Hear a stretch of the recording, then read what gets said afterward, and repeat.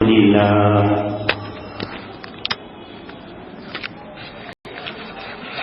لله نحمده ونستعينه ونستغفره ونؤمن به ونتوكل عليه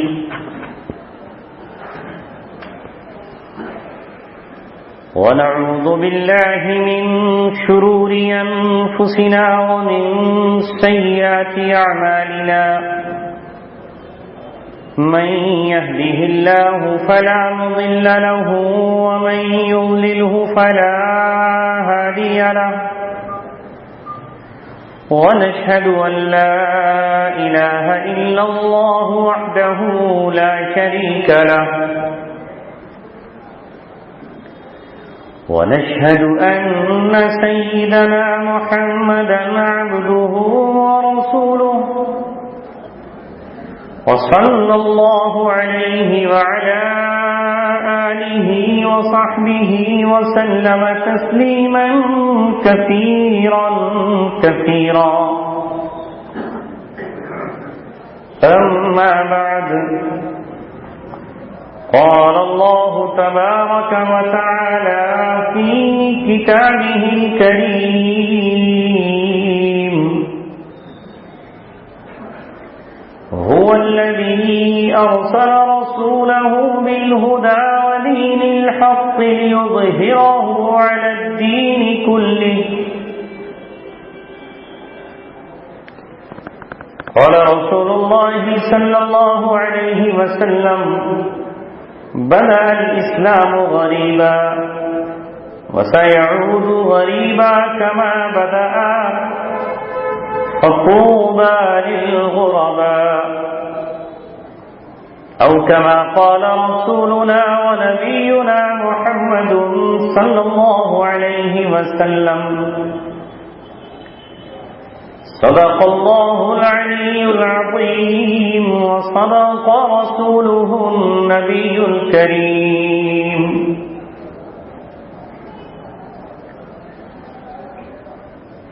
ودانائے سبل ختم الرسل مولائے کل جس نے غبار راہ کو بخشا فروغ وادی سینہ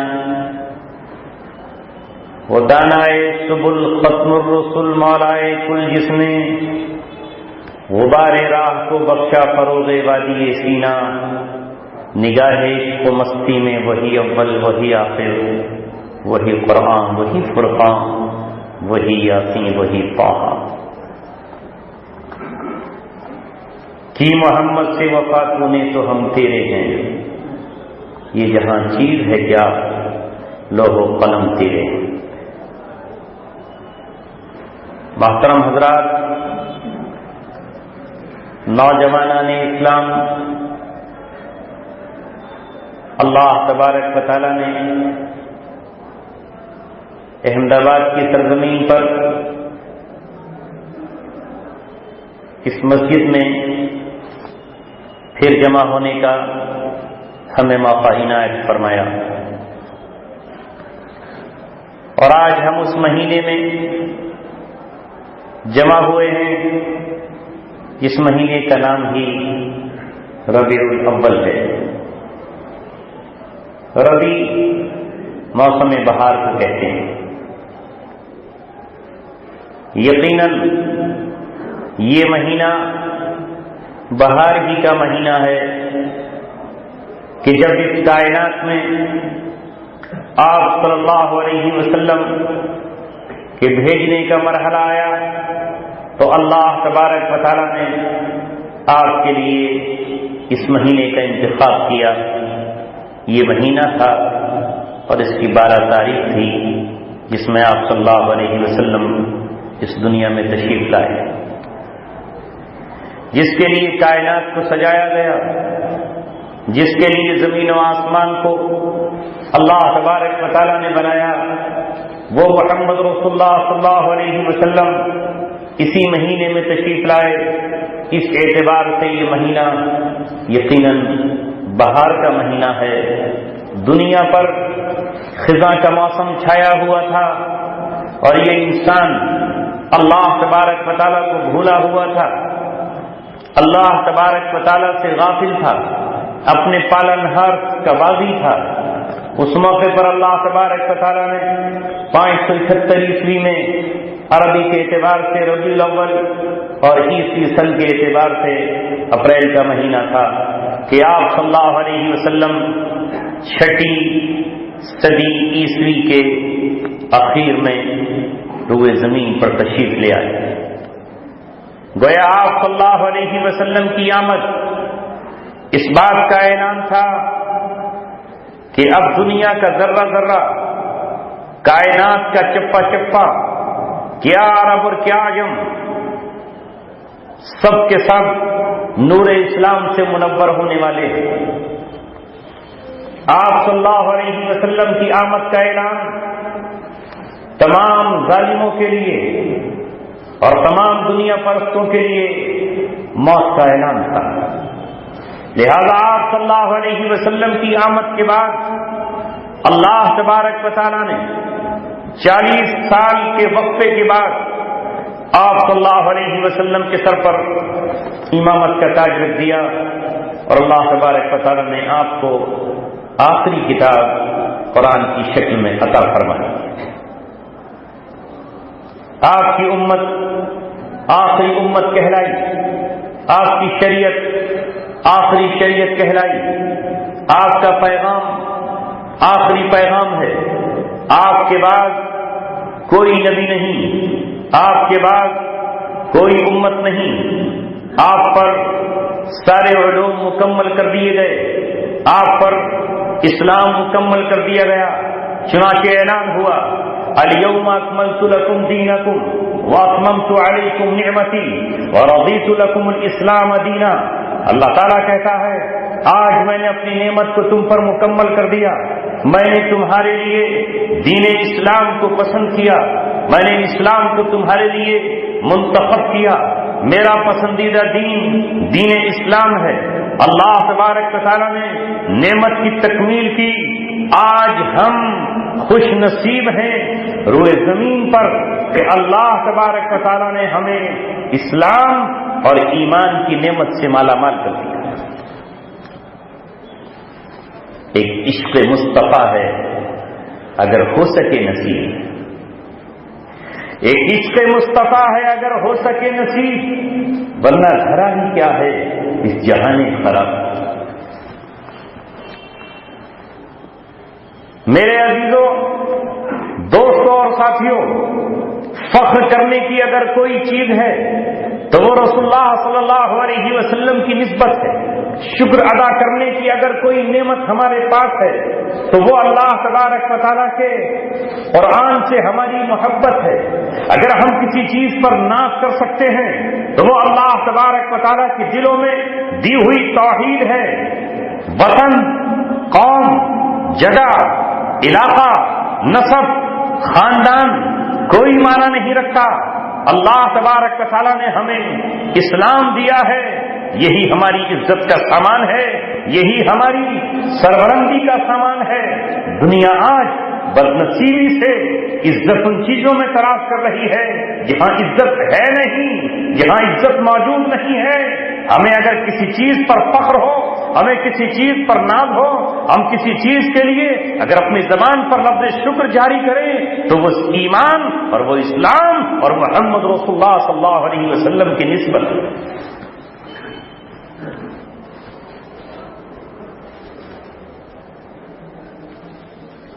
کسی کا ہندوستانی ہونا اور کسی کا پاکستانی ہونا، یا کسی کا ایرانی ہونا، یا کسی کا عراقی ہونا، یا کسی کا شامی ہونا، یا کسی کا یمنی ہونا کوئی حیثیت نہیں رکھتا۔ اگر وہ محمد رسول اللہ کا غلام نہ ہو، اگر وہ قرآن پہ ایمان نہ رکھے، اگر وہ اللہ تبارک و تعالیٰ کو نہ جانے، تو لاکھ وہ عراق میں بستا ہو، لاکھ وہ کہیں پہ رہتا ہو، اس کی کوئی حیثیت نہیں ہے۔ اللہ تبارک و تعالیٰ نے کامیابی کا پیمانہ اور کامیابی کی ضمانت محمد رسول اللہ صلی اللہ علیہ وسلم کی غلامی میں رکھی ہے۔ ما آتاکم الرسول فخذوا وما نہاکم عنہ فانتہوا۔ ابو لہب لاکھ ہاشمی ہوا کرے، لاکھ قریشی ہوا کرے، لاکھ وہ اپنے آپ پہ فخر کرے، لیکن اس نے اپنے بھتیجے کی غلامی کا قلادہ اپنی گردن میں نہیں ڈالا، اپنے بھتیجے کے ہاتھ پہ ہاتھ رکھ کے اس نے لا الہ الا اللہ کی بیعت نہیں کی، تو قیامت تک تبت یدا ابی لہب کی شکل میں اس پہ لعنت برستی رہے گی، وہ جہنم کا ایندھن اور جہنم کا کوئلہ ہے، اس کی بیوی اس کے ساتھ جہنم میں جلتی رہے گی، اس لیے کہ اس نے محمد رسول اللہ صلی اللہ علیہ وسلم کی نسبت کو ٹھکرایا اور اس نے کافرانہ نسبت پہ ناز و فخر کیا۔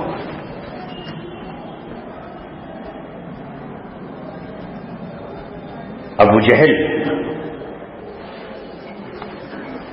لاکھ اپنے قریشی ہونے پر فخر کرے اور اپنے آپ کو ابو الحکم، حکمتوں کا باپ کہلائے، اپنے آپ کو ابو الحکم، فیصلہ کرنے والوں کا باپ کتنا ہی قرار دے، اسے پورا مکہ اور مکہ کے اطراف کے تمام لوگ ابو جہل کو چاہے حکمتوں کا باپ کہیں، لیکن سرکار دو جہاں محمد رسول اللہ صلی اللہ علیہ وسلم نے اس کے لیے جو نام منتخب کیا وہ ابو جہل منتخب کیا۔ دنیا اس کا اصل نام بھول گئی، اس کا نام عمرو بن ہشام تھا، اس کا نام عمرو تھا، وہ ہشام کا بیٹا تھا، لیکن اس کا نام دنیا بھولی اور وہ جہالت کا امام کہلایا، وہ جاہلوں کا باپ کہلایا، وہ جہالت کا امیر کہلایا، اور رسول اللہ صلی اللہ علیہ وسلم کے فیصلے کے مطابق وہ جہنم کا ایندھن بنا۔ اس نے محمد رسول اللہ کی نسبت کو ٹھکرایا، اس نے آپ کی غلامی کا دم نہیں بھرا، وہ آپ پر لائے ہوئے قرآن کو اس نے نہ مانا، اس کے مقابلے پر اڑ گیا اور اپنی فوج لے کر نکلا۔ دنیاوی اعتبار سے بھی میدان بدر میں ناکام ہوئی اس کی فوجیں، شکست کھائی اور خود وہاں سے اپنا سر کٹا کر وہیں پر دھرا رہا اور جہنم کا ایندھن بن گیا۔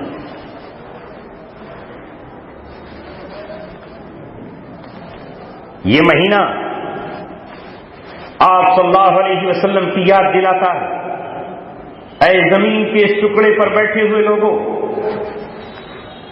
جسے بہت زمانے سے خطہ ہند یا خطہ سندھ کہا جاتا ہے، زمین کے ٹکڑے پر آپ کو ناز و فخر نہ ہو، زمین کی کوئی حیثیت نہیں ہے، زمین کی کوئی حیثیت نہیں ہے، حیثیت یہ ہے کہ اللہ تبارک و تعالیٰ نے ہمیں وہ نور جو مکہ کی وادیوں سے اٹھا، جو فارا کی چوٹیوں پہ چمکا، وہ آفتاب ہدایت جو آمنہ کی گود سے نمودار ہوا اور جس نے پوری دنیا کو روشن کر دیا، اس کی کرنوں سے اللہ تبارک و تعالیٰ نے ہمارے دل کی آنکھوں کو منور کر دیا، ہمارے دل کو روشن کر دیا۔ اللہ تبارک و تعالیٰ نے محمد رسول اللہ کی غلامی کا ہمیں شرف عطا فرمایا۔ ہم محمد رسول اللہ کے غلام ہیں، لہذا ہمارے ہاتھ میں اگر رسول اللہ صلی اللہ علیہ وسلم کا جھنڈا آ جائے، اگر آپ کا پرچم آ جائے، اگر آپ صلی اللہ علیہ وسلم کے دین کی نسبت ہمیں حاصل ہو جائے تو دنیاوی اعتبار سے چاہے ہمارے پاس کچھ نہ ہو لیکن ہم آخرت کے اعتبار سے کامیاب ہیں۔ آؤ ذرا غور کرو، یہ کون سا قافلہ ہے، یہ کون لوگ ہیں جن کے پاس کھانے کو بھی کچھ نہیں ہے۔ ابو ہریرہ بھوک کا یہ عالم کہ زمین پہ لیٹے ہوئے ہیں، اپنے پیٹ کو زمین سے چپکائے ہوئے ہیں، بھوک کے عالم میں غشی اور بے ہوشی طاری ہو جاتی ہے، لیکن اللہ تبارک و تعالیٰ کے رسول اللہ کی جب نسبت حاصل ہوئی ہے تو آج قیامت تک ان کی قبر پر کروڑوں رحمتیں برس رہی ہیں اور ہزاروں مسلمانوں کی زبان پر ان کا نام رضی اللہ عنہ کے ساتھ ہے۔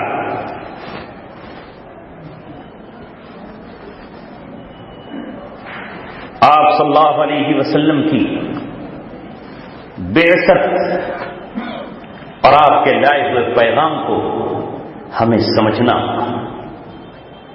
آج دنیا میں آپ کی یاد لوگ مناتے ہیں، دو طرح کے لوگ ہیں۔ ایک تو وہ ہیں جو آپ صلی اللہ علیہ وسلم کے دین کو جڑ سے آج بھی اکھاڑ پھینکنا چاہتے ہیں، جنہوں نے آج بھی آپ صلی اللہ علیہ وسلم کے دین کو مٹانے کی قسمیں کھائی ہیں اور ایک دوسرے سے متحد ہو رہے ہیں۔ ایک وہ گروہ ہے جو کل سے لے کے آج تک آپ صلی اللہ علیہ وسلم کے لائے ہوئے دین کا دشمن ہے اور اپنی دشمنی میں آج اپنی انتہا کو پہنچا ہوا ہے، اور دوسرا گروہ وہ ہے جو آپ صلی اللہ علیہ وسلم کو اللہ کا رسول مانتا ہے۔ ان ماننے والوں میں بھی دو قسم کے لوگ ہیں۔ ایک وہ ہیں جو سچے عاشق ہیں اور ایک وہ ہیں جو صرف عشق کا ڈھونگ کرتے ہیں اور عشق کی دعوے داری کرتے ہیں. یہ بھی آپ کے ماننے والے ہیں جنہوں نے مصنوعی، فرضی، جعلی آپ صلی اللہ علیہ وسلم سے عشق و محبت کا دعویٰ کیا ہے، حالانکہ عشق تو اس بات کی اجازت نہیں دیتا کہ آپ صلی اللہ علیہ وسلم کی سنتوں سے ہٹ کر کوئی اور چیز اختیار کی جائے. عشق اس بات کی اجازت نہیں دیتا کہ آپ کے دین کو چھوڑا جائے، آپ کی شریعت سے منہ موڑا جائے. عشق یہ ہے کہ آپ صلی اللہ علیہ وسلم کی ایک ایک سنت کو زندہ کیا جائے. آپ جس مقصد کے لیے دنیا میں آئے تھے اس مقصد کو پورا کیا جائے، اس مقصد کو سمجھا جائے. اور مقصد کیا ہے وہ اللہ تبارک و تعالیٰ نے قرآن مقدس میں بیان کیا ہے. والذی ارسل رسولہ بالہدی والدین الحق لیظہرہ علی الدین کلہ ولو کرہ الکافرون.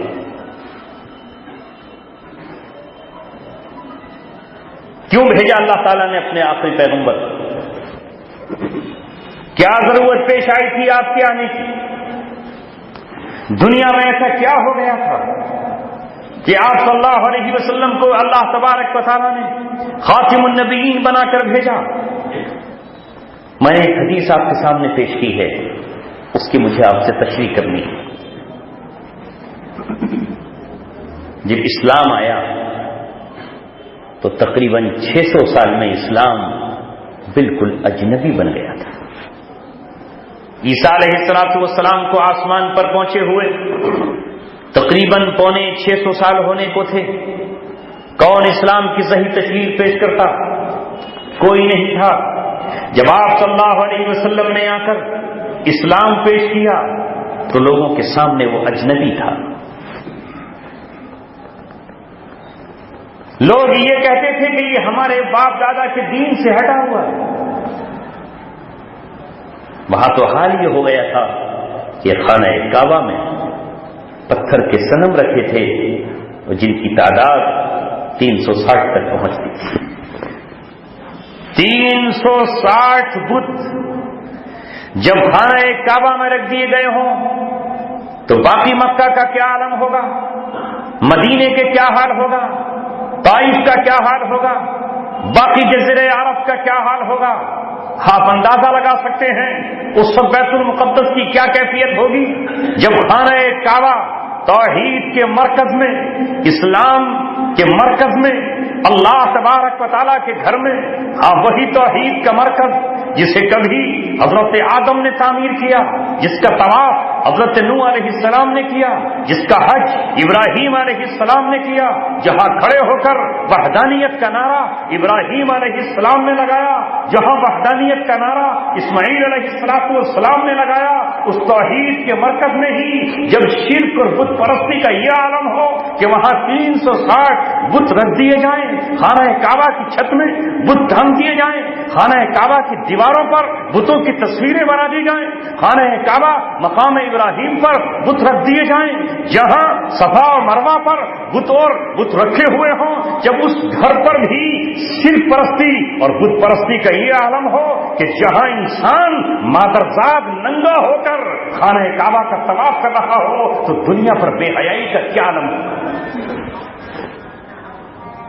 اور باقی دنیا کا کیا حال ہے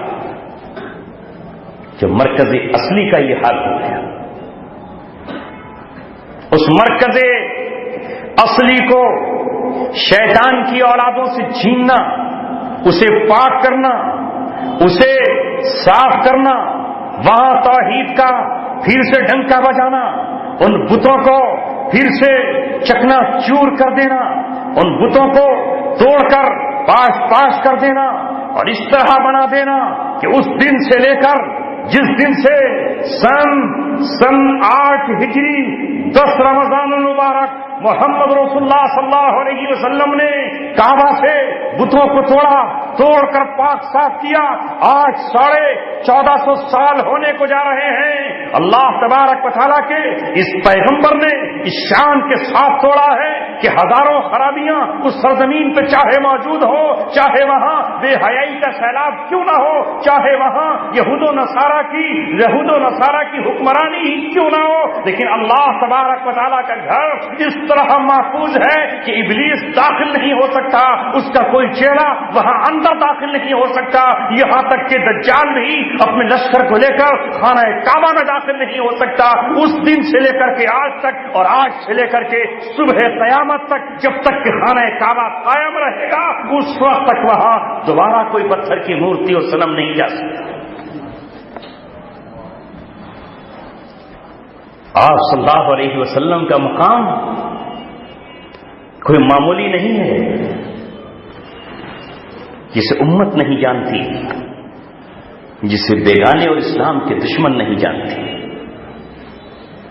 اس لیے آپ صلی اللہ علیہ وسلم کو اللہ تبارک و تعالیٰ نے بھیجا کہ اب دنیا سے کفر کے اندھیرے چھٹ جائیں, شرک کا خاتمہ ہو جائے, ظلم اور ناانصافی کا دور ختم ہو جائے.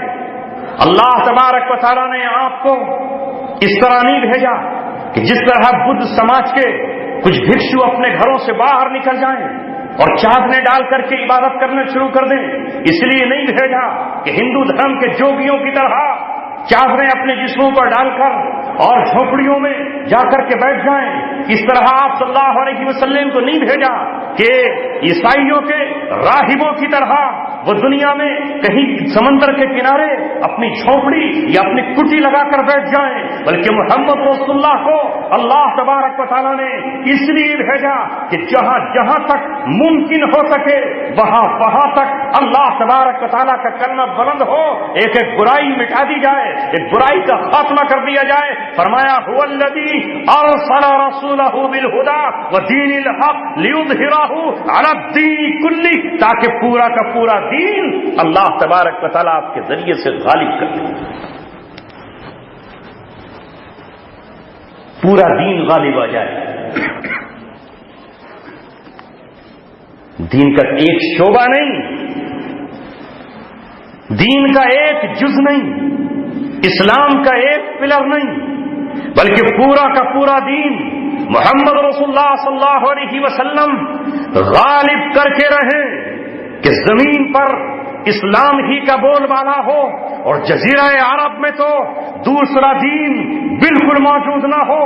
اللہ تبارک و تعالیٰ نے سن 9 ہجری میں جب ابوبکر صدیق رضی اللہ تعالیٰ عنہ کی قیادت میں قافلہ حج کا نکلا, ابھی ابوبکر صدیق رضی اللہ تعالیٰ عنہ نہیں پہنچے ہیں مکہ تک کہ بیچ میں اللہ تبارک و تعالیٰ نے سورہ توبہ کو, جس کا نام سورہ برات ہے, اسے نازل فرمایا. اور اس سورہ برات کو لے کر, سورہ برات کی آیات کو لے کر حضرت علی رضی اللہ تعالیٰ عنہ آئے. جب وہ آئے تو حضرت ابوبکر صدیق نے کہا کیا تم امیر حج بن کر آئے ہو یا کوئی اور پیغام لے کر آئے ہو؟ حضرت علی نے کہا اللہ تعالیٰ نے سورہ توبہ نازل کر دی ہے, اس کے چند احکام لے کر میں آیا ہوں تاکہ حج کے موقع پر تمام قریش کو اور تمام قبائل عرب کو اور تمام مشرکین کو میں یہ پیغام دے دوں, میں یہ پیغام سنانے کے لیے آیا ہوں, میں اعلان برات کرنے کے لیے آیا ہوں.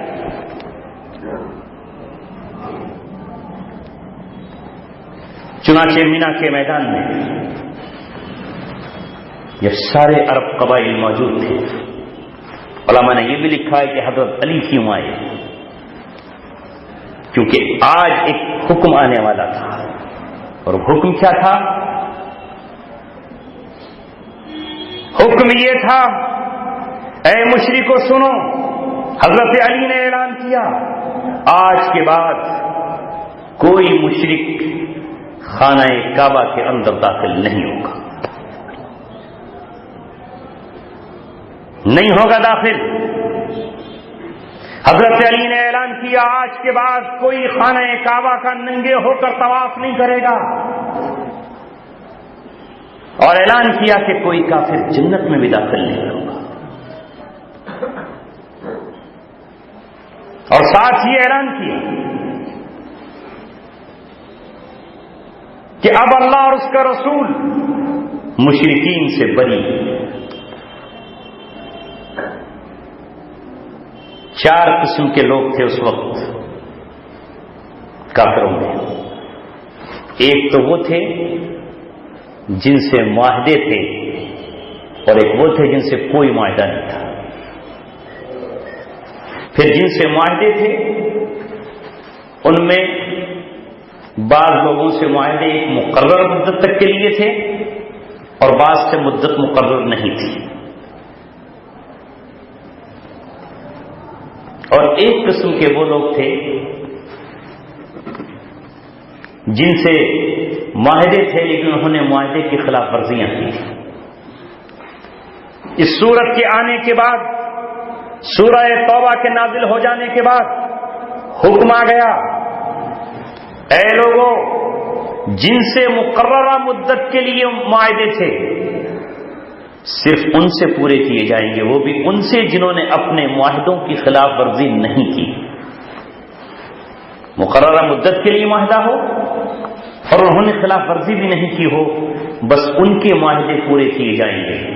باقی جن سے معاہدہ نہیں تھا وہ بھی سن لیں، جن سے معاہدہ غیر معینہ مدت کے لیے تھا وہ بھی سن لیں، اور جنہوں نے معاہدوں کو توڑا ہے ان کو پورا نہیں کیا وہ بھی سن لیں. صرف 4 مہینے کی مہلت ہے. 4 مہینے وہ غور کر لیں، 4 مہینے وہ سوچ لیں، 4 مہینے وہ اپنے بارے میں فیصلہ کر لیں. اگر جزیرہ عرب میں انہیں رہنا ہے تو صرف اور صرف مسلمان ہو کر رہ سکتے ہیں. اللہ تبارک و تعالیٰ کی کتاب پر انہیں ایمان لانا ہوگا، اللہ تبارک و تعالیٰ کے رسول کو آخری پیغمبر ماننا ہوگا، اللہ تبارک و تعالیٰ کی کتاب قرآن کے ایک ایک حرف پر ایمان کے ساتھ ساتھ اس کے احکام پہ چلنا ان کے لیے لازمی ہوگا. جو ایسا نہ کرے، 4 مہینے کی مہلت ہے. 4 مہینے جب گزر جائیں گے، 4 مہینے جب گزر جائیں گے، یہ اعلان ہو رہا ہے، یہ اعلان ہو رہا ہے مینا کے میدان میں، یہ اعلان ہو رہا ہے سن 10 تاریخ کو اعلان ہو رہا ہے ذی الحجہ کی. یہاں سے 4 مہینے شمار کر لو. 4 مہینے کے بعد اگر کوئی اسلام نہیں لاتا اور پھر جزیرہ عرب میں پایا گیا، فَإِذَا انْسَلَخَ الْأَشْهُرُ الْحُرُمُ، جب 4 مہینے یہ حرمت والے گزر جائیں جن کی مہلت دی گئی ہے، فَاقْتُلُوا الْمُشْرِكِينَ حَيْثُ وَجَدتُّمُوهُمْ، تو جہاں یہ نظر آئے وہاں ان کو قتل کر دو.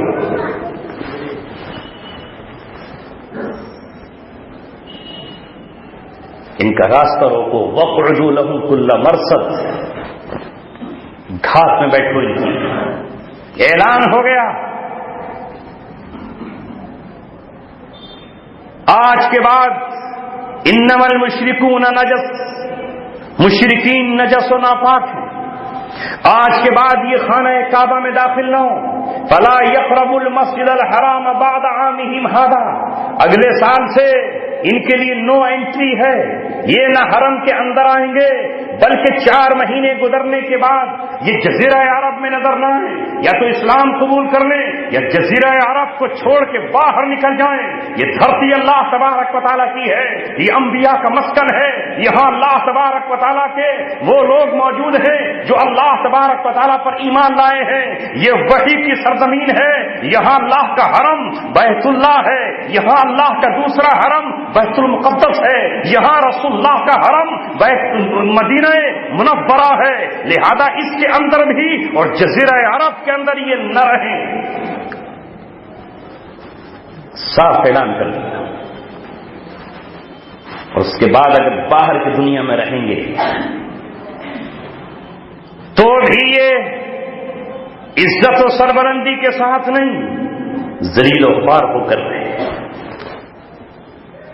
ذلیل و خوار ہو کر رہے ہیں، اسلام کے تابع دار ہو کر رہے ہیں. اب ذرا اندازہ لگائیے یہ بات اس وقت لوگوں کو اجنبی اور عجیب لگی ہوگی کہ نہیں، کہ ہمیں کیوں منع کر دیا گیا، ہمیں کیوں روک دیا گیا، ہم پر کیوں پابندی عائد کی گئی، ہمیں خانہ کعبہ کے طواف کی اجازت کیوں نہیں ہے، ہمیں جزیرہ عرب میں رہنے کی اجازت کیوں نہیں ہے. کیا اس وقت پروپیگنڈا نہیں کیا گیا ہوگا؟ یہ کتنا بڑا ظلم ہے کہ ان کو نکل جانے کے لیے کہہ دیا گیا. یہ کتنا بڑا ظلم ہے کہ انہیں جزیرہ عرب چھوڑنے کے لیے کہہ دیا گیا، اور نہیں چھوڑتے ہیں تو پھر مقابلے کے لیے ان کو کہہ دیا گیا۔ نہیں، اللہ کے رسول صلی اللہ علیہ وسلم آئے اس لیے تھے کہ پورے دین کو غالب کر دیں، جزیرہ عرب پر دوسرا دین نہ آئے۔ لا یجتمع دینانی فی جزیرۃ العرب، جزیرہ عرب میں دو دین نہیں رہیں گے۔ یہ حدیثیں موجود ہیں، قرآن موجود ہے، رسول اللہ کی سیرت اور زندگی موجود ہے، مگر آج چونکہ سیرت پر اتنی پرتیں چڑھا دی گئی ہے کہ امت کو سیرت کا پتہ ہی نہیں۔ سچے عاشقوں نے سر چھپا لیا، فرضی اور مصنوعی عاشقوں نے نہ جانے رسول اللہ کی زندگی کو کیا سے کیا بنا دیا۔ کسی نے آپ کی سیرت کو کچھ کہا، کسی نے کچھ کہا، اس کے بعد اللہ تبارک و تعالیٰ کا اسی میں حکم آیا، اسی میں حکم آیا اللہ تبارک و تعالیٰ کا، یہودیوں سے بھی مقابلہ کرو جو اپنے آپ کو اہل کتاب کہتے ہیں۔ یہی سورہ توبہ، قاتل الذین لا یؤمن باللہ ولا بالیوم الآخر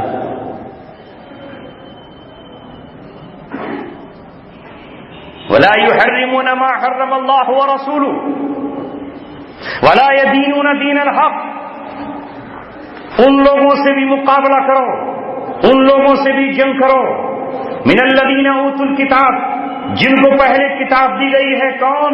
جو اللہ پر ایمان نہیں لاتے، آخرت پر ایمان نہیں لاتے، اللہ اس کے رسول کی حرام کی ہوئی چیزوں کو حرام نہیں جانتے، اور یہ جو دین حق اسلام، اللہ کے رسول جس دین کو لائے ہیں وہی دین حق ہے، اور وہ اس کا نام اسلام ہے، اسے دین حق نہیں جانتے، ان سے مقابلہ کرو۔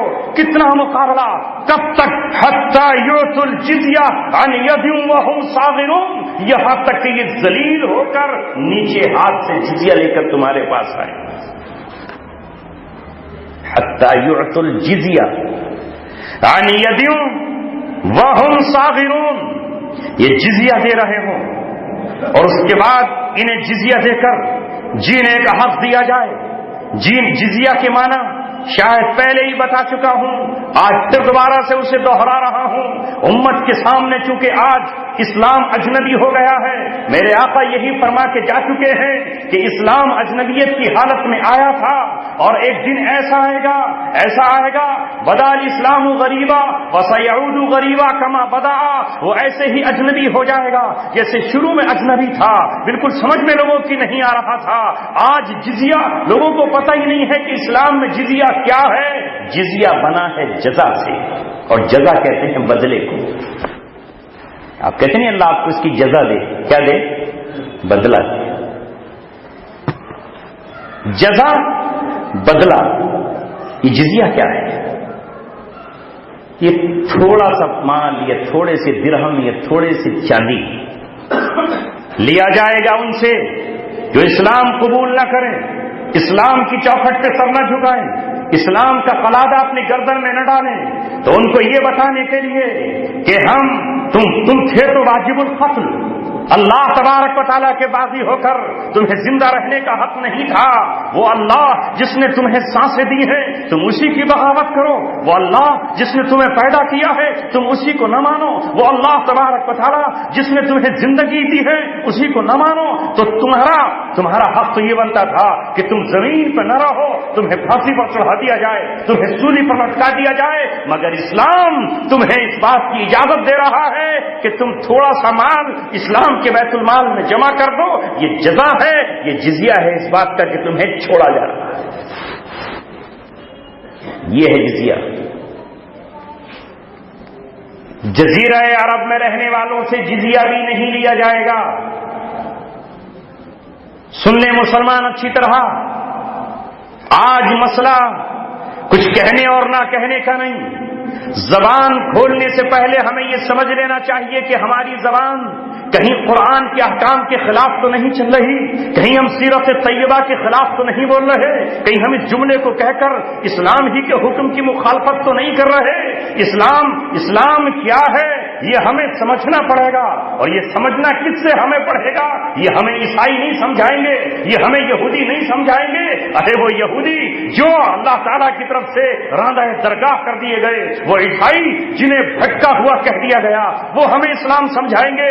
اسلام ہمیں قرآن سمجھائے گا، اسلام ہمیں محمد رسول اللہ کی حدیث سمجھائے گی، اسلام ہمیں فقہاء کرام سمجھائیں گے، اسلام ہمیں قرآن کی تفسیر سمجھائے گی، اسلام ہمیں صحابہ کی سیرت سمجھائے گی، اسلام ہمیں محمد رسول اللہ کی زندگی سے ملے گا۔ لہذا ہم یہود و نصارہ سے اسلام اگر سمجھنے لگے تو وہ ہمیں ایسے ہی بھٹکا دیں گے جیسے انہوں نے عیسائیوں کو بھٹکایا۔ وہ تو بھٹکا دیں گے ہمیں، وہ تو ہمیں گمراہ کر دیں گے۔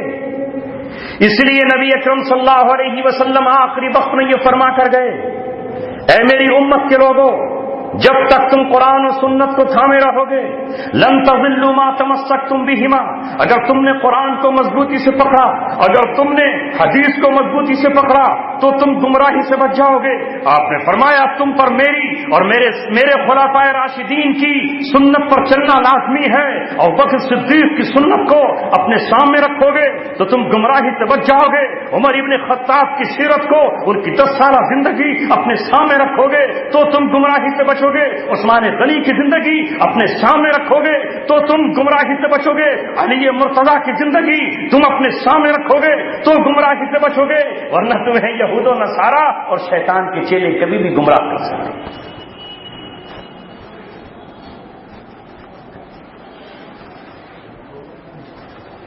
اب ذرا اس آیت کی روشنی میں یہ بتائیے، جب 1450 برس پہلے قرآن آ گیا، 1450 برس پہلے اللہ تبارک و تعالیٰ کا فرمان آ گیا اور اس میں کہہ دیا گیا، اے لوگوں سن لو اچھی طرح، چاہے تم قریش ہو یا قبیلہ طائف سے تمہارا تعلق ہو، تم حوازن ہو یا بنو مخزوم ہو، تم کچھ بھی ہو، لیکن جزیرہ عرب میں مسلمان بن کر کے رہ سکتے ہو، اور اگر تم مسلمان اسلام بھی قبول نہ کیا تو پھر ہمیں اللہ تعالیٰ نے اجازت دی ہے کہ ہم تمہارے لیے گھاٹ میں بیٹھیں گے، پھر ہم تمہارا قتل بھی کریں گے، اور ہم اس سرزمین کو تم سے پاک کر دیں گے۔ کیا اللہ تبارک و تعالیٰ کا حکم بدل سکتا ہے؟ نہیں بدل سکتا۔ تو جب اللہ کے رسول صلی اللہ علیہ وسلم پر قرآن اتر گیا تو یہ حکم قیامت تک کے لیے ہے، یہ آج سے 1400 برس پہلے کے لیے تھا۔ لہذا امت مسلمہ کو یہ کہنا ہوگا، اس کے فقیہوں کو بھی، اس کے اماموں کو بھی، ان کے قاضیوں کو بھی، ان کی عوام کو بھی، کہ جزیرہ عرب خاص ہے دین اسلام کے لیے، نہ وہاں یہودیوں کو رہنے کی اجازت ہے، نہ عیسائیوں کو رہنے کی اجازت ہے، نہ مشرکوں کو رہنے کی اجازت ہے، نہ مجوسیوں اور بت پرستوں کو رہنے کی اجازت ہے۔ اب جو لوگ انہیں نکالنے کے لیے آج جدوجہد کریں گے وہ قرآن پہ چلنے والے ہیں، جو انہیں وہاں بسانے کی فکر کریں گے وہ قرآن پہ چلنے والے ہیں۔ انہیں نکالنے والے رسول اللہ کی سنت پہ چلنے والے ہیں، انہیں وہاں سے ہٹانے والے رسول اللہ کے سچے عاشق اور غلام ہیں، ان سے مقابلہ کرنے والے رسول اللہ کے سچے عاشق و فرما بردار ہیں، اور انہیں وہاں بسانے والے، انہیں وہاں نیشنلٹی دینے والے، انہیں وہاں صنم کدے بنانے کی اجازت دینے والے، انہیں وہاں چرچ بنانے کی اجازت دینے والے، انہیں وہاں خنزیر کا گوشت کھانے کی اجازت دینے والے، وہاں انہیں شراب کی ہڈیاں چلانے کی اجازت دینے والے، یہ رسول اللہ کے دشمن ہیں، یہ وہ رسول اللہ کے دشمن ہیں کہ جنہوں نے اللہ تبارک و تعالیٰ کی اس کتاب پہ عمل کرتے ہوئے یہ اعلان کیا ہے کہ جس طرح عمر ابن خطاب رضی اللہ تعالیٰ نے اپنے دور خلافت میں یہ اعلان کر دیا تھا کہ یہودی اور نصارہ جزیرہ عرب چھوڑ کے کہیں اور نکل جائیں۔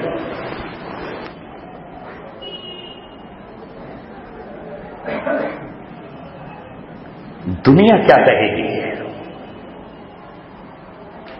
ہمیں یہ نہیں دیکھنا، رسول اللہ اور قرآن کیا کہتے ہیں یہ دیکھنا ہے۔ پوری دنیا میں ایک شور ہے، سارے لوگ اس تراق کے ساتھ کہتے ہیں کہ اسلام تلوار سے نہیں پھیلا، تلوار سے نہیں پھیلا، تلوار سے نہیں پھیلا۔ اسے کہنے کی ضرورت کیا ہے؟ اسلام تلوار سے نہیں پھیلا۔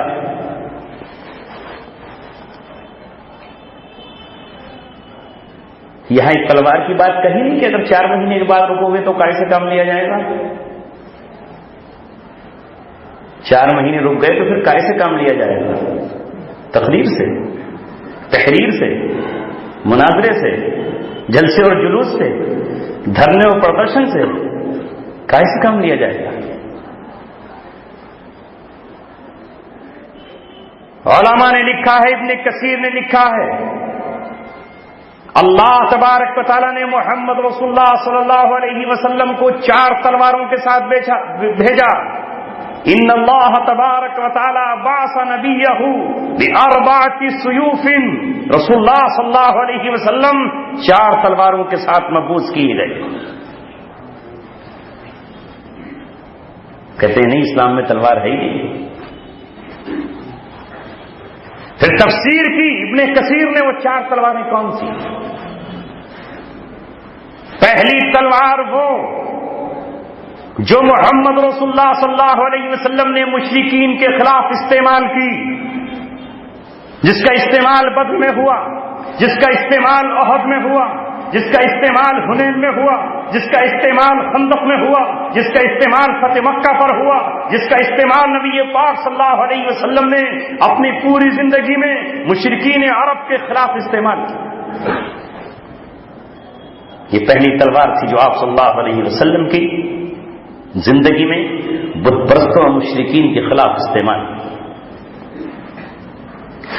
اور دوسری تلوار محمد رسول اللہ صلی اللہ علیہ وسلم کی وہ ہے جو حضرت عمر رضی اللہ تعالیٰ عنہ کی شکل میں آئی اور رومیوں کے خلاف استعمال ہوئی جو اہل کتاب تھے، عیسائی تھے،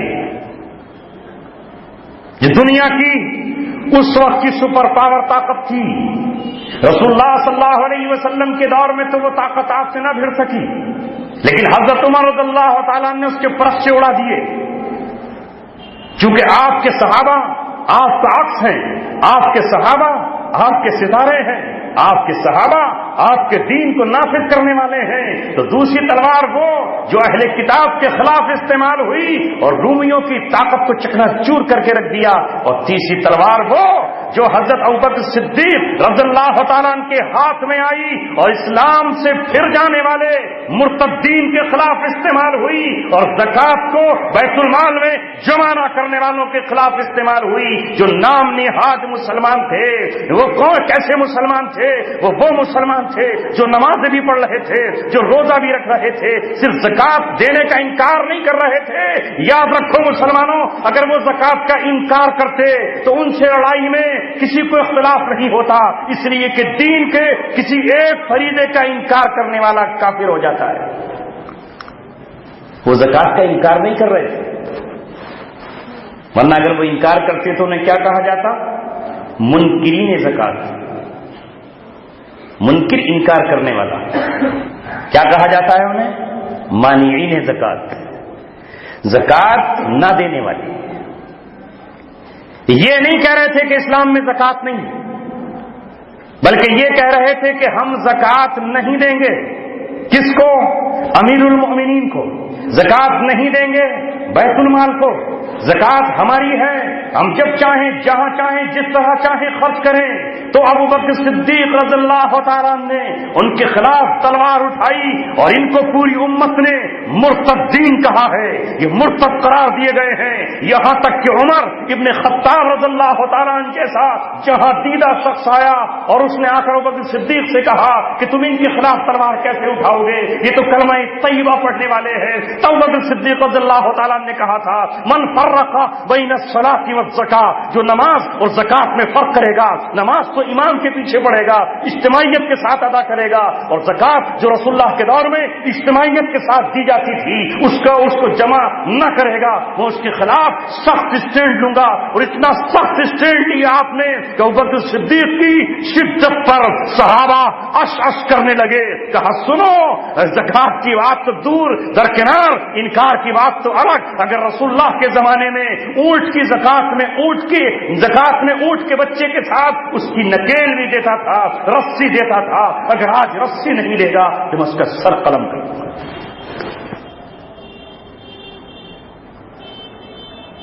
یہ تیسری تلوار تھی جس کے ساتھ رسول اللہ مبعوث کیے گئے۔ ایسا نہیں کہ جو بس کہے کہ صاحب میں تو مسلمان ہوں، اس سے کچھ نہیں کہا جائے گا. اس نے کہہ دیا میں تو مسلمان ہوں، اب چاہے وہ اسلام کے خلاف سب کچھ کر رہا ہو. یاد رکھیے رسول اللہ صلی اللہ علیہ وسلم نے 2 فرقوں کو جہنمی قرار دیا ہے. ایک فرقہ خارجی ہے اور ایک مرجیہ ہے. خارجیوں کو بھی آپ نے جہنمی قرار دیا اور مرجیہ فرقوں کو بھی جہنمی قرار دیا. خارجی کون ہے؟ یہ خارجی وہ فرقہ ہے جو حضرت علی کے زمانے میں پیدا ہوا اور ان کے خلاف حضرت علی رضی اللہ تعالیٰ نے جنگ کی، سر قلم کر دیے ان کے. یہ وہ فرقہ ہے جو یہ کہتا ہے کہ جو کوئی شخص بھی گناہ کبیرہ کر لے وہ کافر ہو جاتا ہے. یعنی گناہ کبیرہ کرنے سے انسان اسلام سے خارج ہو جاتا ہے. یہ خارجی کہلائے اس طور پہ. اور مرجیہ کون سے ہیں؟ مرجیہ وہ فرقہ ہے جو یہ کہتا ہے کہ ایک بار لا الہ الا اللہ پڑھ لیا پھر کچھ بھی کرتا رہے مسلمان ہی رہتا،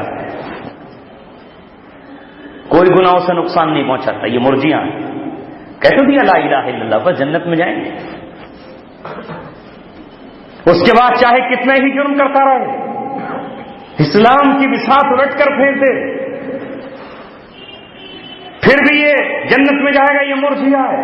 تو ابو بکر صدیق رضی اللہ تعالیٰ نے یہ کہا یہ کیسے ہو سکتا ہے کہ یہ زکوٰۃ کے دینے کا انکار کریں، جمع نہ کریں اور میں انہیں ایسے ہی چھوڑ دوں. انہیں مرتد کہا گیا. جب آپ نے ان کے خلاف طاقت استعمال کی تو ان کے بعض لوگوں نے توبہ کی. حضرت علی رضی اللہ تعالیٰ نے کہا کہ میں تمہاری توبہ اس وقت قبول کروں گا جب تم آ کر یہ کہو کہ تمہارے جو لوگ لڑنے والے تھے ہم سے وہ جہنم میں ہیں اور ہمارے جو مقابلے پہ مارے گئے ہیں وہ شہید جنت میں ہیں. یہ اقرار کرو تب تمہاری توبہ قبول ہوگی. آج تو چونکہ اسلام اجنبی بن گیا ہے مسلمانوں کے درمیان، قرآن و سنت سامنے معیار نہ رہے. اخبارات میں جو آیا، میڈیا نے جو سنایا وہی اسلام ہم نے سمجھ لیا، وہی سمجھ لیا. جو اخبارات نے بیٹھ کر ہمیں پڑھایا اسے ہی ہم نے اسلام سمجھ لیا.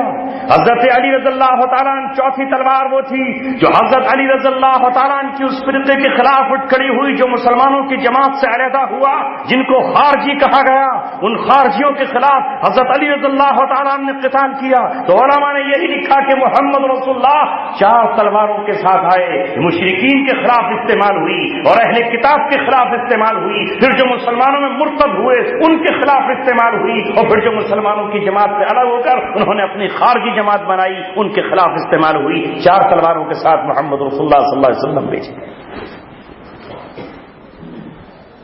اب مسلمان کہتے ہیں نہیں، اسلام میں تو تلوار کا اور ان چیزوں کا ذکر ہی نہیں ہے. یہ کس کی تعلیمات ہیں؟ ہمیں معاف کیجیے گا، ہم کہہ تو رہے ہیں کہ محمد رسول اللہ کے غلام ہیں، لیکن فلسفہ ہمارے یہاں ہندوستان میں پیدا ہونے والے پوربندر میں گاندھی جی کا چل رہا ہے. کیونکہ اس وقت لوگوں نے ان کو امام بنا دیا تھا پورے ہندوستان کا. یہ ہمارے امام ہیں، ان کے سر پہ پگڑی باندھ دی تھی. وہی تو فلسفہ لے کر آیا اہنسا کا، وہی تو لے کر آیا عدم تشدد کا کہ دنیا کچھ بھی کرتی رہے تمہیں کچھ نہیں کہنا ہے. دنیا کچھ بھی کرتی رہے تمہیں کچھ نہیں کہنا ہے. چاہے کوئی تمہیں کتنا ہی کچھ کر دے تمہیں اس کا بدلہ نہیں لینا ہے. یعنی ایک طرح سے وہ اسلام کے فرض، اسلام کے فریضے کو جس کو جہاد کہا جاتا ہے، جو اقدامی بھی ہے اور دفاعی بھی ہے، جس کو قرآن کی آیت نے قیامت تک کے لیے ثابت رکھا ہے، کتب علیکم القتال وہو کرہ لکم، اور اللہ تبارک و تعالیٰ نے تم پر قتال کو فرض کیا ہے، اس فریضے کو جس کی اجازت اللہ تبارک و تعالیٰ نے مدینہ منورہ میں اپنے رسول کو دی. اذن للذین یقاتلون بانہم ظلموا وان اللہ علی نصرہم لقدیر، کہ اب اللہ تبارک و تعالیٰ اہل مدینہ کو اور اہل ایمان کو اجازت دیتا ہے کہ اگر کوئی قوم ان پہ حملہ آور ہوتی ہے اور ان سے مقابلہ کرتی ہے تو اب یہ بھی مقابلے کے لیے نکلیں اور بتائیں انہیں کہ اللہ تعالیٰ نے اب ہمارے بندھے ہوئے ہاتھوں کو کھول دیا ہے. اب اللہ تبارک تبارک و تعالیٰ نے ہمیں اجازت دی ہے. قرآن نے کہا وَقَاتِلُوا فِي سَبِيلِ اللَّهِ الَّذِينَ يُقَاتِلُونَكُمْ، اللہ تبارک و تعالیٰ کے راستے میں تم ان لوگوں سے جو تم سے لڑنے آتے ہیں ان سے تم بھی لڑو. وَلَا تَعْتَدُوا، ہاں لیکن تم زیادتی مت کرنا. تمہارے پاس کچھ اصول ہیں، تمہارے پاس کچھ ضابطے ہیں، اللہ ضابطے کو پسند نہیں کرتا. تو اس فلسفے کو کس نے باطل کیا؟ ایک طرف وہ آیا اور اس نے کہا نہیں، کتنا ہی بڑا ظلم و ستم ہو تمہیں کچھ نہیں کہنا ہے. اور دوسری طرف مرزا غلام احمد قادیانی کھڑا ہو گیا اور اس قادیانی نے کہا کہ اسلام میں قتل و قتال کہاں ہے؟ چھوڑ دو جہاد کا خیال، اسلام میں منع ہے قتل و قتال. یہ مرزا قادیانی کا فلسفہ اتنا پھیلا کہ آج نہ جانے کس کس کی کتاب آئی اور امت مسلمہ نے یہ کہنا شروع کر دیا کہ اسلام میں تو ہے ہی نہیں، کوئی کچھ بھی کرتا رہے. کیا قرآن یہ نہیں کہتا وَإِنِ اعْتَدَىٰ عَلَيْكُمْ فَاعْتَدُوا عَلَيْهِ بِمِثْلِ مَا اعْتَدَىٰ عَلَيْكُمْ، جو تم پر زیادتی کرے تو تم بھی اس پر اتنی زیادتی کرو جتنی اس نے تمہارے اوپر زیادتی کی ہے. کہ یہ قرآن کا قانون نہیں ہے؟ کیا قرآن یہ قرآن کا قانون ہے؟ قرآن کا قانون ہے كُتِبَ عَلَيْكُمُ الْقِصَاصُ فِي الْقَتْلَى الْحُرُّ بِالْحُرِّ وَالْعَبْدُ بِالْعَبْدِ وَالْأُنثَىٰ بِالْأُنثَىٰ. کیا محمد رسول اللہ صلی اللہ علیہ وسلم کے چرواہوں کو جنہوں نے قتل کیا تھا، جو آپ کے اونٹوں کو چرا کر کے لے گئے تھے، محمد رسول اللہ نے ان پر وہ سزا نہیں لگائی جو ڈاکوؤں کی سزا ہے؟ آپ نے ان کے ہاتھ کٹوا دیے، ان کے پیر کٹوا دیے اور ان کی آنکھیں پھوڑوا کر محمد رسول اللہ نے انہیں سولی پر چڑھا دیا. کہ یہ نہیں سیرت میں؟ اسلام برائیوں کو روکنے کے لیے آیا ہے. اگر قاتل کو سزا نہ دی جائے تو آج اس کا قتل کرے گا، پرسوں اس کا قتل کرے گا، پھر آگے قتل کرے گا، سپاری پر سپاری لیے چلا جائے گا، علاقے میں پھر کون بچے گا؟ لہذا اسلام کہتا ہے کتب علیکم القصاص فی القتلى. جب لوگوں نے یہ کہا یہ اسلام کون سا قانون لے کر آ گیا؟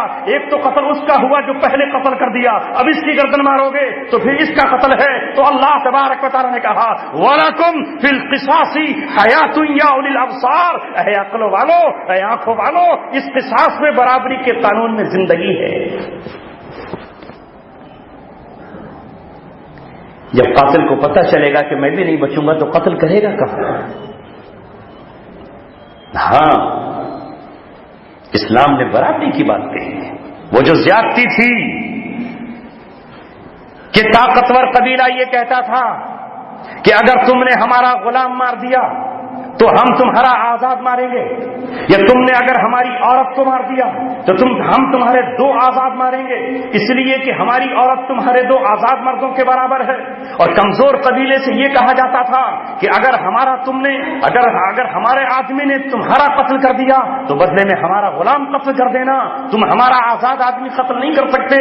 یہ ظلم و زیادتی تھی کہ طاقتور جتنا قتل کر دے تو وہ کہتا ہم قتل کریں گے لیکن بدلے میں ہمارا آدمی قتل نہیں ہوگا، ہم اس کا خون بہا دیں گے اور ہم تمہیں اونٹ دے دیں گے اور ہم تمہیں اس کا مال درہم اور دینار دے دیں گے. اللہ کے رسول صلی اللہ علیہ وسلم تشریف لائے اور کہا ہے زمانے والوں خون ہے، لہذا تمہارے غلام کا خون بھی خون ہے اور اس کے آزاد کا خون بھی خون ہے. اسلام آیا اور اس نے آ کر کہا ان النفس بالنفس، جان کے بدلے میں جان ہے. قرآن کریم نے آ کر کہا الحر بالحر، اگر قریش کا آزاد ہے اور کسی دوسرے قبیلے کا غلام ہے تو برابری کا قانون نافذ ہوگا. الحر بالحر، آزاد کے بدلے میں آزاد، والانثى بالانثى، عورت کے بدلے میں عورت کے بدلے میں عورت قتل کی جائے گی. ایسا نہیں ہے کہ تم اپنا غلام تھما دو اور ان کے بدلے اپنے غلام کے بدلے میں ان کا آزاد قتل کرو. ایک کے بدلے میں ایک، والعین بالعین، آنکھ کے بدلے میں آنکھ اور ناک کے بدلے میں ناک اور دانت کے بدلے میں دانت، والسن بالسن والجروح قصاص، اور زخموں کا بھی برابر سے حساب لیا جائے. یہ انصاف رسول اللہ صلی اللہ علیہ وسلم نے نافذ کیا. اب آج دنیا میں کیا ہے؟ طاقتور جتنا چاہے مار دے، کوئی کہنے والا نہیں. طاقتور کی کوئی مذمت کرنے والا نہیں، کمزور کی طرف سے کوئی طرفداری کرنے والا نہیں. اگر کمزور انتقاماً کوئی تھپڑ مار دے تو ساری دنیا میں مذمت کے طوفان کھڑے ہو جائیں گے اور طاقتور خون کی ندیاں بہا دے، کوئی کچھ کہنے والا نہیں ہے، اسے کہیں گے یہ تو اسلام میں ہے نہیں، یہ اسلام کے خلاف ہے، اور چاروں طرف سے مذمت شروع ہو جائے گی، یہ اسلام نہیں ہے۔ اسلام تو یہ کہتا ہے، جب محمد رسول اللہ کے پاس ایک عورت آئی اور وہ دوسری عورت کا دانت توڑ کر آئی تھی تو محمد رسول اللہ صلی اللہ علیہ وسلم نے کہا کہ اس عورت کے دانت توڑے جائیں گے، ہر حال میں اس کے دانت توڑے جائیں گے، چاہیے اپنے قبیلے کی سرداری کے لیے۔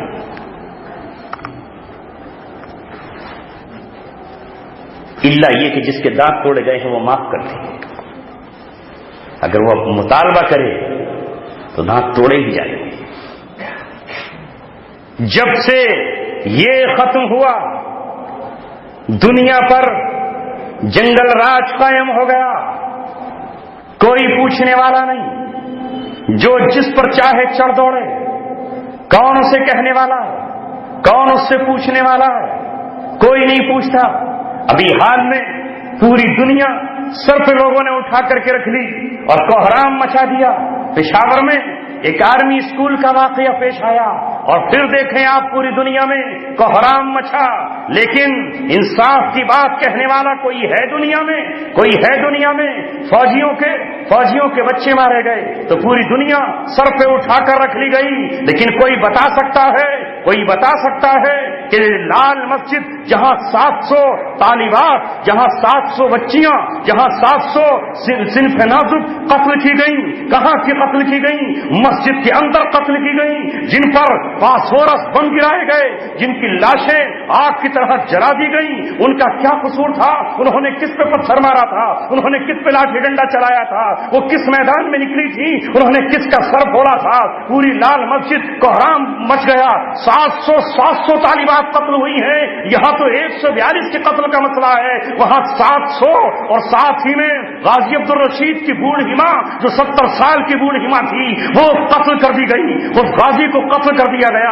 اگر وہ مجرم تھے کوئی جرم بتائے کہ انہوں نے کسی کا قتل کیا ہو، ان پر کیا جرم تھا، لیکن کسی نے مذمت کی۔ کیا یہ اسلام میں جائز ہے؟ چونکہ یہ فوج کر رہی تھی، یہ جنرل کر رہا تھا، اس لیے کون مذمت کرتا؟ کیا اسلام میں عورت کا قتل جائز ہے؟ 700 طالبات قتل ہو گئی، کوئی ہے پوچھنے والا؟ اس فوج نے اسلامی عمارت جو افغانستان میں قائم ہوئی تھی، جسے یہ توقع تھی کہ ہمارے بھائی ہونے کے ناطے کم سے کم اگر یہ ہماری مدد نہیں کریں گے تو ہماری دشمن کی مدد نہیں کریں گے، لیکن اس دن سے لے کر کے 2001 سے لے کر کے آج 2014 تک سارے کے سارے کنٹینر اور سارے ذرائع اور سارے ویپنز اور ایئر بیس اس فوج نے دیے، جس نے اسلامی عمارت کا خاتمہ کر دیا، جس نے اسلامی عمارت کو تباہ کر دیا، جس نے دنیا کے تمام قانون توڑ ڈالے۔ دنیا میں کسی ڈپلومیٹ کو اور کسی ایمبیسڈر کو ظالم کے حوالے نہیں کیا جاتا۔ اس فوج نے ملا عبدالسلام ضعیف کو، جس کا کوئی قصور نہیں تھا، اس امریکن کے حوالے کیا اور حوالے کر کے ان کی داڑھی مونڈ دی گئی، ان کے بال مونڈ دیے گئے، انہیں ننگے بدن گوانتانامو میں جیل کے اندر رکھا گیا۔ اسی ظالم حکومت نے ڈاکٹر عافیہ کو اٹھا کر اسلام آباد ایئرپورٹ سے دیا، جس کے بچے آج اس سے جدا ہیں۔ محمد رسول اللہ نے تو یہ کہا کہ کسی قیدی کو اس کے بچوں سے جدا نہ کیا جائے۔ آج تک وہ ڈاکٹر عافیہ تڑپ رہی ہے، اس کا کیا قصور تھا؟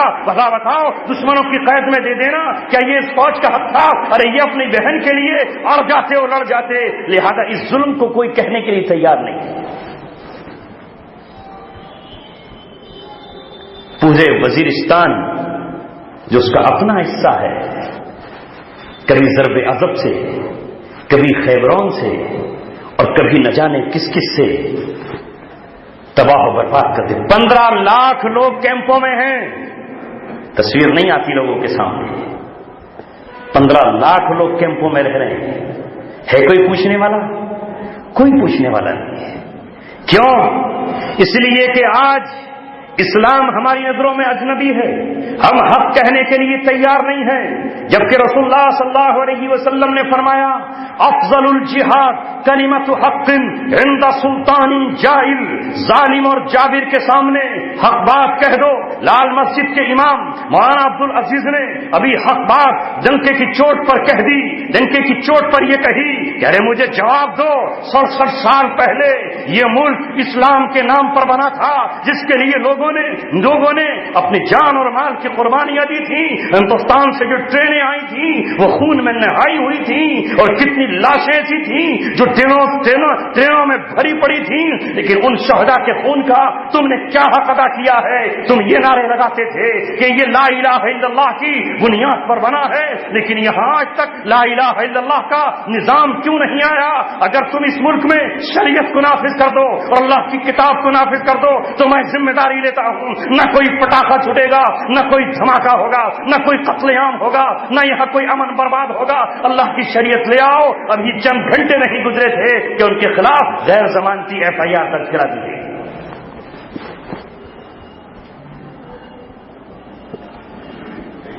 دوستو، دنیا پر جب حق کہنے والے ختم ہو جائیں گے، انصاف مٹ جائے گا۔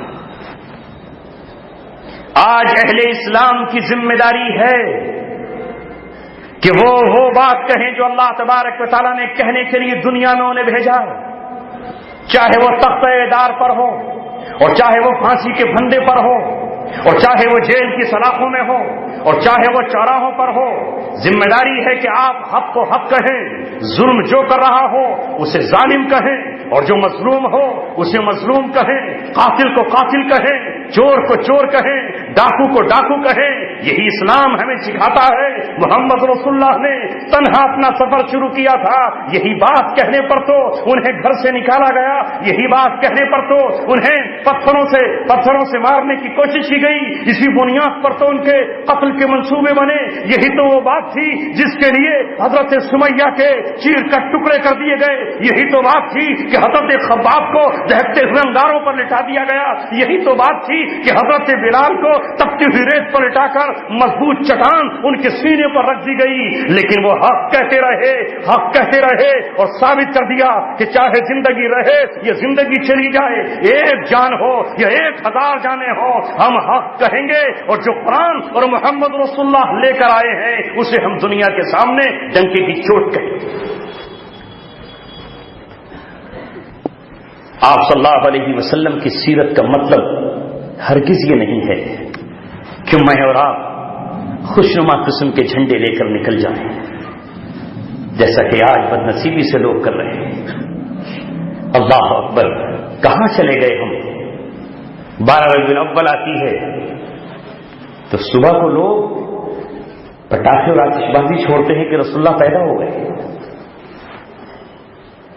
نعوذ باللہ، 1000 بار اللہ کی پناہ۔ 12 ربیع الاول کی صبح اچانک پٹاخوں کے چھوٹنے کی صبح شادی کے وقت آواز، کیا ہوا کہ رسول اللہ پیدا ہو گئے؟ اور پھر 12 ربیع الاول جو آپ کی ولادت بھی ہے اور آپ کی یوم وفات بھی ہے، وہ دن تو اب حد کر دی۔ آپ صلی اللہ علیہ وسلم کی شکل بنا کر کے بیٹھنے کی بس دیر ہے۔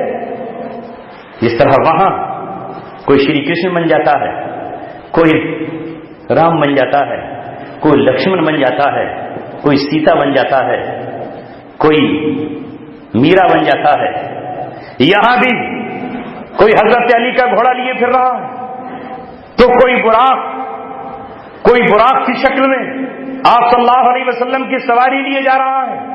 بس اتنی دیر اور باقی ہے کہ کوئی نعوذ باللہ نبی پاک صلی اللہ علیہ وسلم بن کر گھوڑے پہ بیٹھ جائے، اور اگر یہی حالات رہے تو آگے یہ بھی ہو جائے گا۔ یہ ہے اس دن پٹاخے، باجے، ڈانس، ناچ، قوالیاں اور ہاتھوں میں جھنڈے اس طرح لے کر جس طرح کوئی قوم میوزک کرتی ہے، ڈانس کرتی ہے، وہ کون کر رہے ہیں؟ محمد رسول اللہ صلی اللہ علیہ وسلم کے نام لیوا کر رہے ہیں۔ اللہ تبارک و تعالی ہمیں پناہ میں رکھے۔ آپ صلی اللہ علیہ وسلم قبر اطہر سے آواز لگا رہے ہیں، اے میرے ماننے والوں، میں اپنا جشن ولادت منانے کے لیے نہیں آیا، اے میرے ماننے والوں، میں دنیا کو گمراہی سے نکالنے کے لیے، شرک و بدعات کو ختم کرنے کے لیے، اللہ تبارک و تعالیٰ کی صدا لگانے کے لیے آیا ہوں۔ مجھے اللہ نے دین اس لیے دیا تھا کہ میں سمندروں سے میری امت گزر جائے، ایران میں جائے اور وہاں کے آتش کدے کو بجھا دے، میری امت روم میں پہنچے اور قسطنطنیہ پر اللہ تبارک و تعالیٰ کا جھنڈا لہرا دے، میری امت ہندوستان پہنچے اور وہاں اللہ تبارک و تعالیٰ کا نغمہ گنگنائے۔ میں اس لیے آیا تھا کہ دنیا سے کفر شرک کا خاتمہ ہو جائے۔ ہائے میرا نام لینے والے مجھے بیچ میں لا کر کے شرک اور کفر کر رہے ہیں۔ بچا لو اپنے آپ کو دوستو، حالات بہت خراب ہیں۔ توبہ کرے پوری قوم، پوری امت،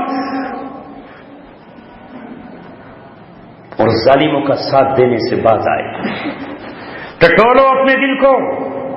آج اسلام ہماری صفوں میں اجنبی بن گیا، مگر کوئی غم نہیں۔ محمد رسول اللہ صلی اللہ علیہ وسلم فرما رہے ہیں، وقت کا پہیہ گھومے گا، رفتار بدلے گی، اسلام کو عروج بھی ملے گا، ترقی بھی ملے گی، لیکن ایک وقت یہ آئے گا کہ جب کوئی صحیح اسلام پر چلے گا تو لوگ ان پر اجنبیت کے جملے کسیں گے، لیکن یہی وہ لوگ ہیں جنہیں سرکار مدینہ نے کہا فطوبى للغرباء، ان اجنبیوں کے لیے بشارت ہے، خوشخبری ہے، انہیں خوشخبری سنا دو۔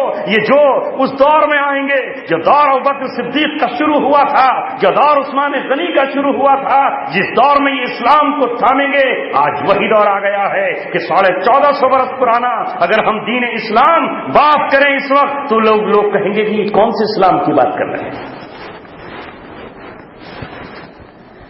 آج اگر کوئی یہ کہے کہ رسول اللہ صلی اللہ علیہ وسلم کا لایا ہوا قرآن عدالتوں میں نافذ کر دو، اس کے مطابق اپنے نظام چلاؤ، تو دنیا کہے گی پاگل ہو گئے،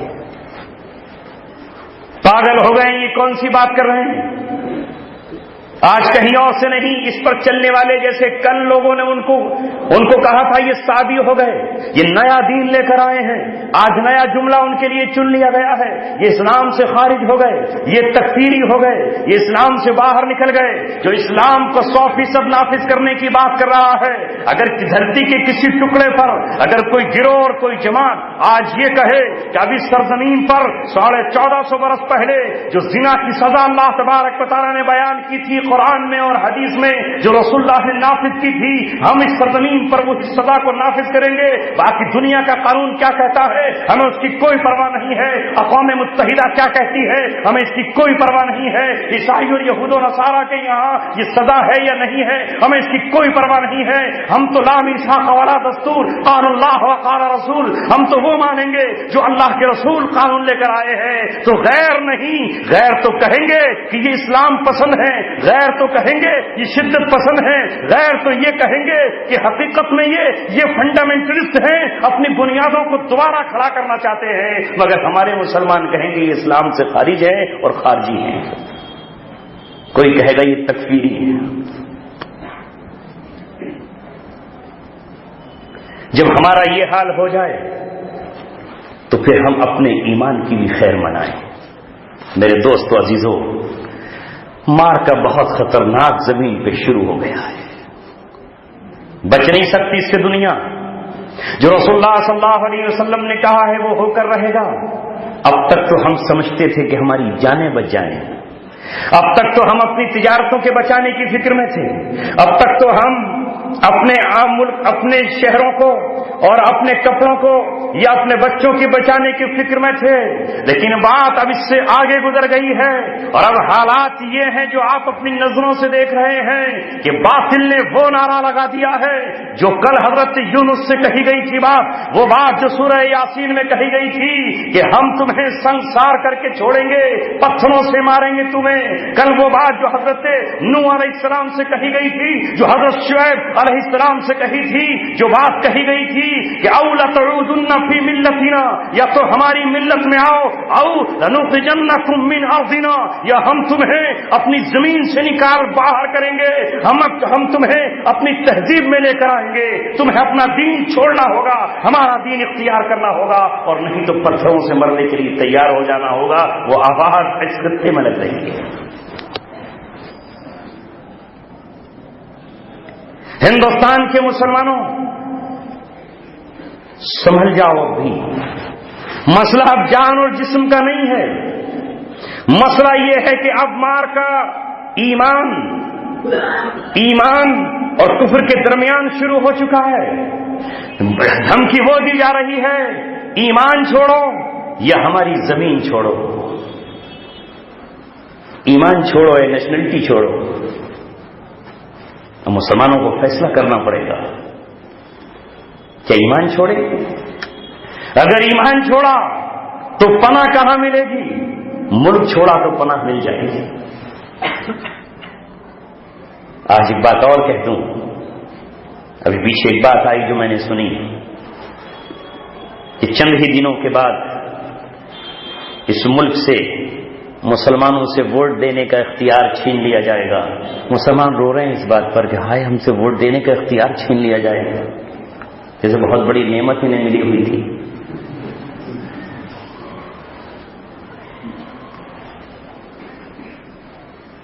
کیا حیثیت ہے 1947 کے بعد مسلمانوں کی؟ قلی کی حیثیت ہے۔ قلی دیکھا آپ نے اسٹیشن پہ؟ قلی کو بلہ دے دیا جاتا ہے، اس کی باہوں پر بندھا ہوا ہوتا ہے، لال کپڑے پہنا دیے جاتے ہیں اسے۔ کیا کام ہے اس کا؟ مسافر آئیں تو ان کا سامان اتارے اور پھر اگلی ٹرین کے انتظار میں کھڑا ہو جائے۔ پھر مسافر آئیں گے، ان کو اتار دوں گا، ان کو سوار کر دوں گا، سوار کرنے والوں کو سوار کر دیتا ہے ٹرین میں، اور پھر فٹ پاتھ پہ اسی پہ اسٹیشن پہ کھڑا رہتا ہے۔ 24 اکتوبر 1945 کو یہود و نصارا اور ان کے دوستوں نے مسلمانوں کو ووٹ کی شکل میں قلی کا بلہ دے دیا اور کہا کہ تمہارا کام اسٹیشن پر کھڑے ہو کر ان کو اتارنا، ان کو سوار کرنا رہ گیا ہے۔ 5 سال انتظار کرو، آئیں گا اگلا 5 سال تو اب کے تو اتار کے رہیں گے تمہیں، چاہے کچھ بھی ہو جائے۔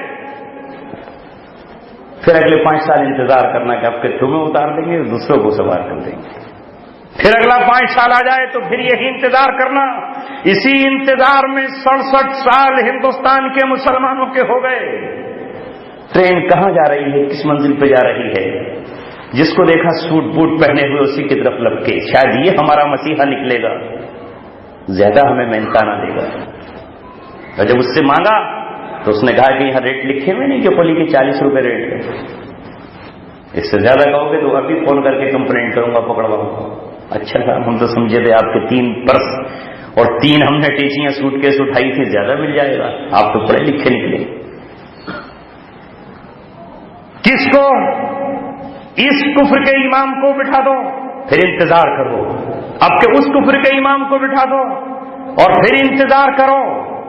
یہ حق کاش کہ چھن جائے تو کم سے کم وہ گناہ تو نہ ہو جو امت مسلمہ گناہ کر رہی ہے کہ اپنا امام اور اپنا سردار اور اپنا لیڈر اس کو چن رہی ہے جو اللہ تبارک و تعالیٰ کا باغی ہے، جو ہماری نماز جنازہ پڑھانے کا بھی حق نہیں رکھتا ہے، جو ہمارے نکاح میں گواہ تک نہیں بن سکتا ہے، جو ہماری شرعی عدالت میں گواہی کا حق نہیں دے سکتا ہے، جو ہماری مسجد کا امام نہیں بن سکتا ہے، اسے ہم اپنے ملک کا امام بناتے ہیں، اسے ہم اپنے سیاہ اور سفید کا امام بناتے چلے آ رہے ہیں، جسے امام بنانا جرم عظیم ہے۔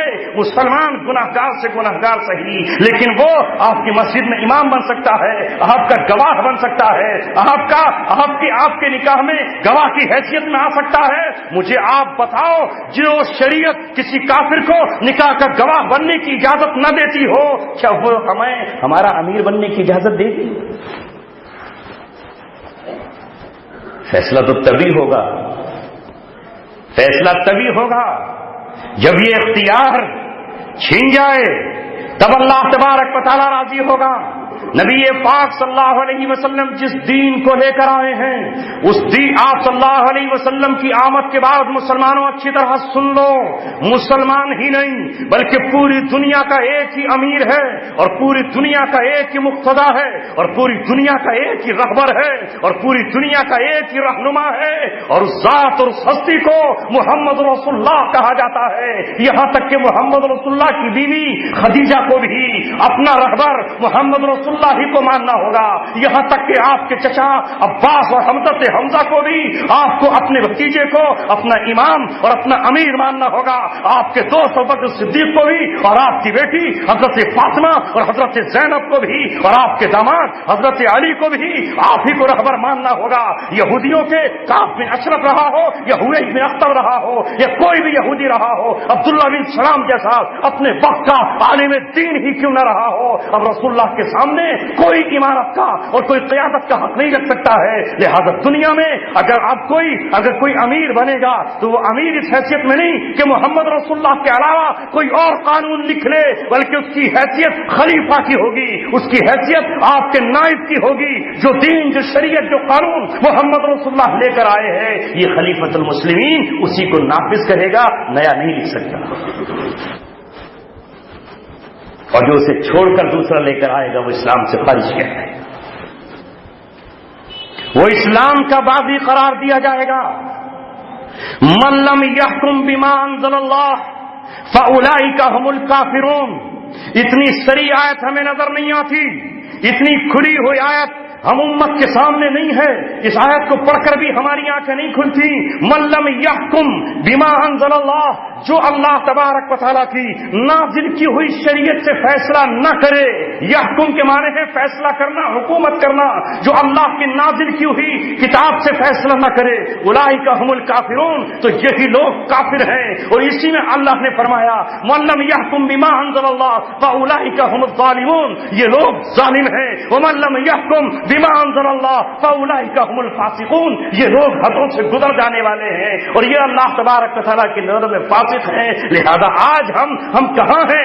اللہ کی کتاب سے فیصلہ آ چکا کہ یہ اللہ کی کتاب کو چھوڑ کر یہودیوں کا بنایا ہوا قانون، عیسائیوں کا بنایا ہوا قانون، مشرکوں اور بت پرستوں کا بنایا ہوا قانون اسے امت پہ نافذ کر رہے ہیں، اور اسے نافذ کرنے کے لیے سر پھڑ کے بازیاں لگا رہے ہیں، اپنی فوج کو داؤں پر لگا رہے ہیں، اور جو روئے زمین پر یہ مطالبہ کرتے ہیں کہ ہمیں کچھ نہیں چاہیے، ہمیں نہ وزارت چاہیے، نہ ہمیں قلمدان چاہیے، نہ ہمیں محل چاہیے، ایک مطالبہ ہے صرف یہ کہ اللہ تبارک و تعالیٰ کی زمین ہے، اسی کا آسمان ہے، اسی کا سورج ہے، اسی کا چاند ہے، جب اس کی حکمرانی آسمانوں پر چلتی ہے تو آسمان کے فرشتے اس کی تابعداری کرتے ہیں، اس کی حکومت سمندروں پر چلتی ہے تو مچھلیاں اس کی تابعداری کرتی ہیں۔ لہذا اللہ کی کتاب ہوتے ہوئے کسی مشرک بت پرست اور کسی ایک انسان کو کیا حق پہنچتا ہے کہ اللہ کی کتاب کے مقابلے وہ انسانوں کے بنائے ہوئے قانون کو نافذ کرے، تو ان کو ختم کیا جاتا ہے، انہیں سولی پر چڑھانے کی تیاریاں کی جاتی ہیں، انہیں پھانسی کے پھندوں پر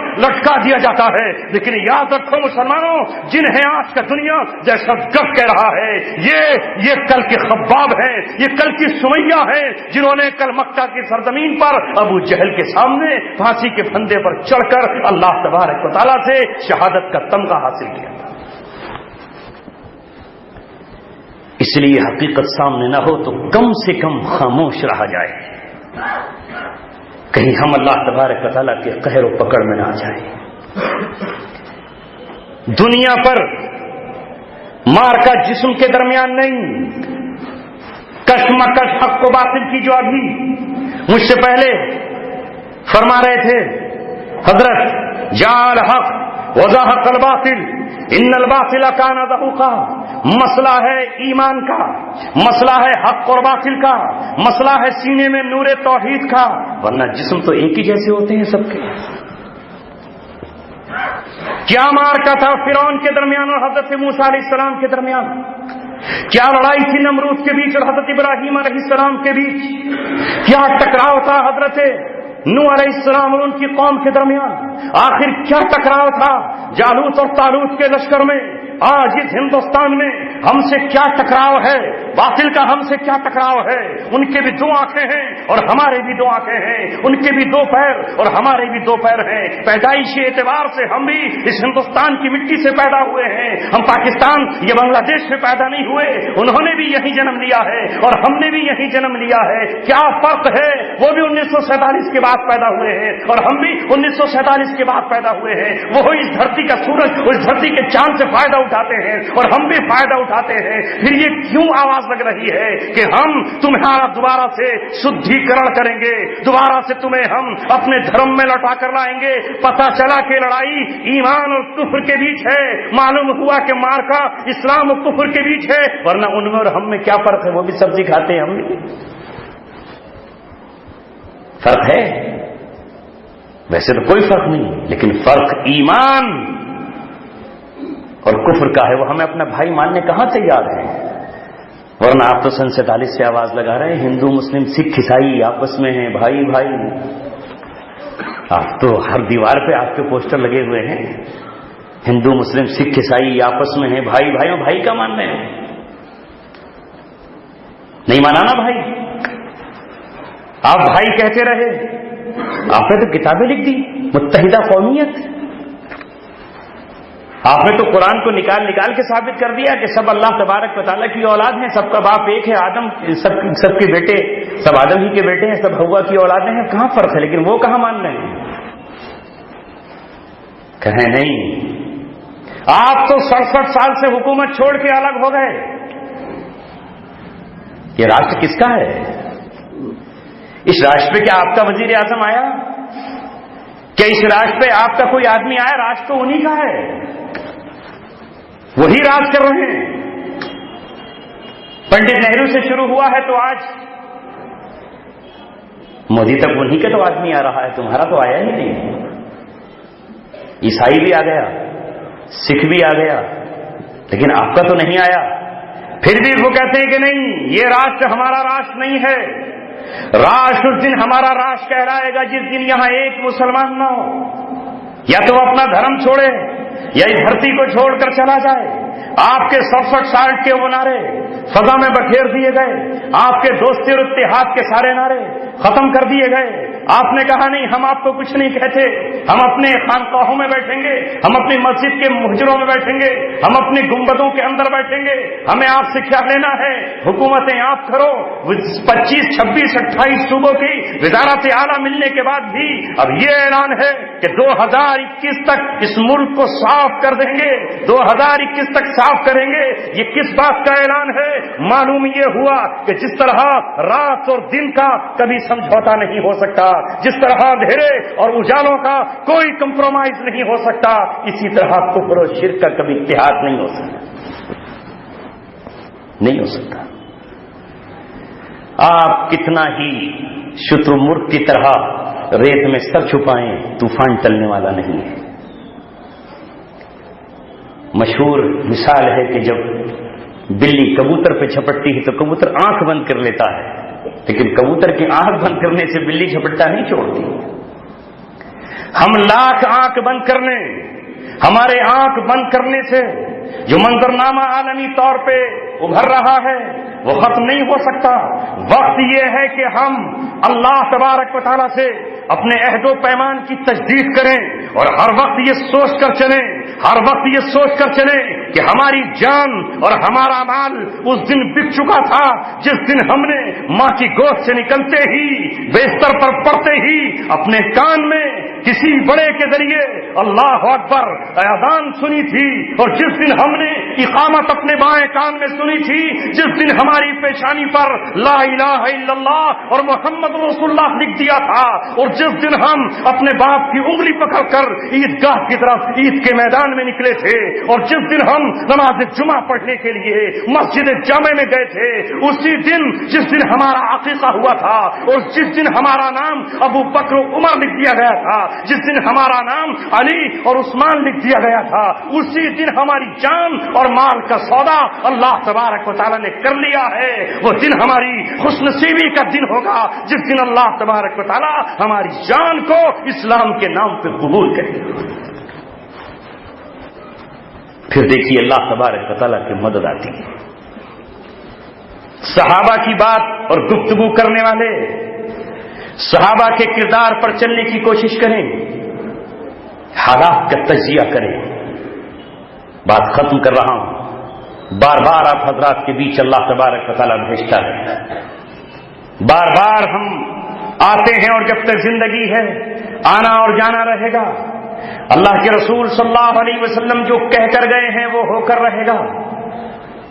مثلا اصل قیامت کے آنے سے پہلے جو قیامت کی نشانیاں ہیں، ان نشانیوں میں سب سے بڑی نشانی یہ ہے کہ بھیانک خونریز جنگیں ہوں گی، جن کو ملاحم کہا گیا ہے، یا ملحمۃ الکبریٰ یا کہیں ملحمۃ العظمیٰ کہا گیا ہے. اور یہ کہاں ہوں گی؟ ملک شام، سرزمین عرب پر ہوں گی. اس کے بعد امام مہدی کی بیعت ہوگی. اس کے بعد خروج دجال ہوگا. اس کے بعد نزول عیسیٰ علیہ السلام ہوگا، اور پھر پوری دنیا پر اسلام کا راج اور اسلام کی حکمرانی ہوگی. یہ ہونا ہے اور ہوگا. آج سے 20 سال پہلے یہ بات کسی کی سمجھ میں نہیں آ سکتی تھی. 1990 تک کوئی نہیں سمجھ سکتا تھا، لیکن 8 اگست 1990 کے بعد دنیا نے اچھی طرح جان لیا. جب عراق میں صدام حسین کی جنگ شروع ہوئی تھی تو صدام حسین نے اس جنگ کو نام دیا تھا ام المحارب، جنگوں کی ماں. دنیا سمجھ رہی تھی کہ یہ عراق کی جنگ ہے. عراق کی جنگ نہ تھی، کہ جنگوں کی شروعات کی ام المحارب. کوئی سوچ بھی نہیں رہا تھا کہ اس کا دائرہ کہاں سے کہاں تک بڑھ جائے گا. دشمن نے تو یہ سمجھا تھا کہ سرزمین عرب پر ہمارا قبضہ ہوا، اور اب وہاں کون ہے جو ہم سے آنکھ ملائے گا؟ اب کون ہے جو ہمارے ہتھیاروں کے سامنے ٹک جائے گا؟ اب کون ہے جو ہماری قوت کو چیلنج کرے گا؟ اس لیے کہ وہ 1 سال پہلے سوویت یونین کا خاتمہ کر کے، روس کا خاتمہ کر کے سپر پاور طاقت بن بیٹھے تھے، اور ان کو نظر آ رہا تھا وہ وہی اعلان کر رہے تھے جو اس سے پہلے قوم عاد نے اعلان کیا تھا، من اشد منا قوہ، ہم سے زیادہ طاقتور کون ہے؟ ہم سے زیادہ قوت والا کون ہے؟ ہم سے مقابلہ کرنے والا کون ہے؟ جب اللہ تعالیٰ نے قوموں کو ڈھیل دی ہے تو یہی نعرہ قوم عاد نے لگایا، یہی نعرہ قوم سمود نے لگایا، ہم سے مقابلے کا کون ہے؟ پھر اللہ تبارک و تعالیٰ کا عذاب چنگھاڑتا ہوا آیا. اللہ تبارک و تعالیٰ کا عذاب کبھی ہوا بن کر آیا، کبھی اللہ تبارک و تعالیٰ کا عذاب زلزلوں کی شکل میں آیا. جب نعرہ لگایا قوموں نے کہ اب ہمیں کون تباہ کر سکتا ہے، تو اللہ تبارک و تعالیٰ کا ان پر عذاب برسا. لہذا 1990 میں اس سپر پاور نے، جو سپریم پاور تھا دنیا کی، اس نے یہ کہا کہ اب کون ہے جو ہمارے سامنے ٹک سکتا ہے؟ اب کون ہے جو ہمارا مقابلہ کر سکتا ہے؟ اب ہمیں رب کہو. اور وہی نعرہ جو کبھی فرعون نے لگایا تھا، انا ربکم الاعلی، اور کبھی نمرود نے لگایا تھا، انا ربکم الاعلی، میں تمہارا پروردگار ہوں. لہذا ساری دنیا نے ان کے قدموں میں سر رکھا اور انہیں رب تسلیم کر لیا کہ ہم تم سے آنکھ نہیں ملا سکتے، تم جو کہو وہی ہم کریں گے. یہ پاکستانی حکومت اور پاکستان کی پوری فوج اور وہاں کی ISI اور وہاں کا حکمراں مشرف سے لے کر کے آج تک اس نے اسلام کو اور اللہ تبارک و تعالیٰ کو رب تسلیم نہیں کیا. کبھی جارج بش کو، کبھی سینئر بش کو، کبھی براک اوباما کو اپنا رب تسلیم کیا ہے، اور اپنا رب تسلیم کر کے اس کے اشاروں پر چل رہے ہیں. انہوں نے جو کہا وہ کر دکھایا. ان کا رب اللہ تبارک و تعالیٰ نہیں، بلکہ ان کا رب وہ ہے جو آج کا فرعون اور آج کا نمرود ہے. ایسے میں اللہ تبارک و تعالیٰ نے ان کو، جن کے پاس نہ حکومت، جن کے پاس نہ قوت، جن کے پاس نہ طاقت، جن کے پاس نہ سرمایہ، اٹھ کھڑے ہوئے اور انہوں نے کہا ربنا اللہ، اللہ تبارک و تعالی ہمارا رب ہے. ان الذین قالوا ربنا اللہ ثم استقاموا، اور اس کے بعد اٹھ کھڑے ہوئے ڈٹ گئے, ثابت قدم رہے, نہ جیلوں سے ڈرے, نہ ابو غریب جیل انہیں ڈرا سکی, نہ گوانتانامو بے کی قید ان کے قدموں کو لرزا سکی. وہ اٹھ کھڑے ہوئے اور اٹھ کر یہ کہا کہ اللہ تبارک و تعالیٰ کی طاقت بہت بڑی ہے, تم قوم سمود سے بڑے نہیں ہو, قوم عاد سے بڑے نہیں ہو, قوم تبا سے بڑے نہیں ہو, قوم نوح سے بڑے نہیں ہو. اب اللہ تبارک و تعالیٰ کا عذاب ہمارے ہاتھوں کی شکل میں تمہارے پاس تک آئے گا. اور اللہ تبارک و تعالیٰ نے اب ساری دنیا کو دکھا دیا, مسلمانوں ساری دنیا کو دکھایا اللہ تبارک و تعالیٰ نے کہ روئے زمین پر اب اگر کوئی طاقت ہے تو وہ اللہ تبارک و تعالیٰ کی طاقت ہے اور اسلام کی طاقت ہے. دنیا اگر کسی طاقت سے ڈر رہی ہے تو وہ رشیا کی طاقت نہیں ہے, وہ چائنا کی طاقت نہیں ہے, وہ آسٹریلیا کی طاقت نہیں ہے. آسٹریلیا سے لے کر کے چیکوسلوواکیا تک ساری دنیا اگر کسی کے خلاف اٹھ کھڑی ہوئی ہے تو وہ امت مسلمہ کے چند دیوانے. کون طاقتور ہوا؟ اسلام. گٹھ جوڑ کفر کا ہو رہا ہے. کس کے خلاف؟ صرف اسلام کی. ایسے میں امت مسلمہ کو اللہ تبارک و تعالیٰ سے لو لگانے کی, جڑ جانے کی ضرورت ہے. اللہ کے دشمنوں کو راضی کرنے کی فکر مت کرو, ایک اللہ کو راضی کر لو, ساری کائنات آپ کی. یہ ہونا ہے, ملاحم ہونی ہے, ملک شام میدان جنگ بننا ہے. رسول اللہ فرما چکے ہیں 80 جھنڈوں کے ساتھ باطل آئے گا, بنو اسفر آئیں گے, 80 جھنڈے لے کر آئیں گے, ہر جھنڈے میں 12,000 فوجی ہوں گے. وہی منظر آج پیش آ رہا ہے. آپ فرما چکے ہیں آماق اور ضابط جو ملک شام کے شہر ہیں, جب تک بنو اسفر سے یعنی رومیوں سے یہاں تمہارا مقابلہ نہیں ہو جاتا قیامت قائم نہیں ہوگی.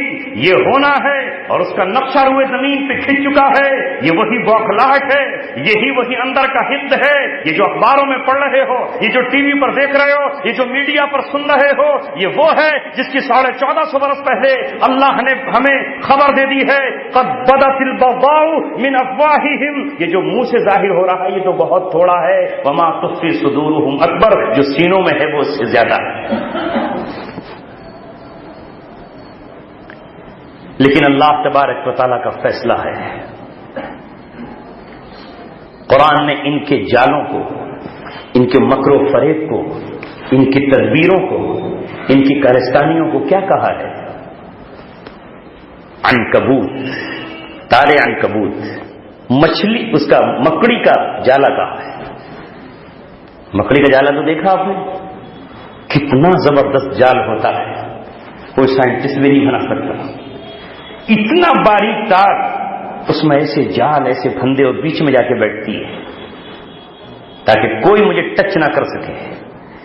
قرآن نے کہا سب سے کمزور گھر مکڑی ہی کا گھر ہوتا ہے.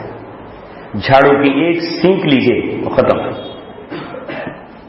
ایک انگلی یوں لگائیے پوری انگلی پہ پورا مکڑی کا جالا آ گیا. اسی طرح اللہ تعالیٰ